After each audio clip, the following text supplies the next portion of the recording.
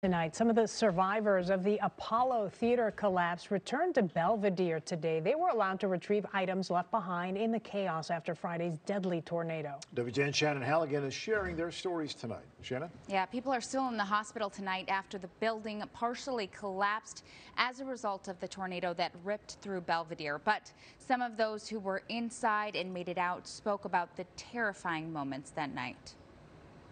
New images inside the Apollo Theater show a crowd of people frantically trying to lift part of the roof that came crashing down Friday night. The next second, I was buried alive. Violet Munoz was one of the 260 people attending the heavy metal concert that night. She told our sister station WTVO she was attending the Morbid Angel show when an EF1 tornado tore through. You could hear screaming everywhere. I didn't know what was happening. I didn't know if the world was ending. I didn't know it was the tornado. At least one person died in the collapse. More than 40 others were injured.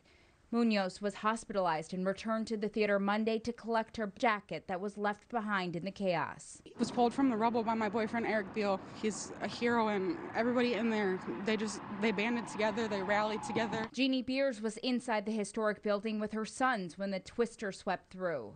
And it was just screaming and panic, and I got up and my first thoughts were, where's my mom?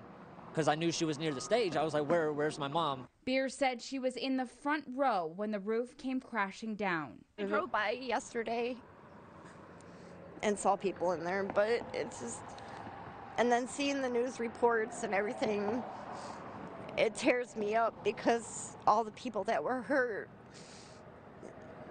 the man that passed away, he wasn't that far away from us. She returned to the partially collapsed building, grateful to retrieve the hat she was wearing that night and grateful to be alive. My life flashed before my eyes. I thought I wasn't going to make it.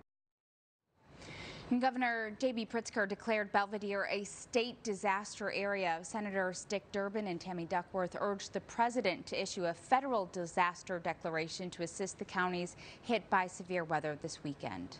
Live in the newsroom, Shannon Halligan, WGN News.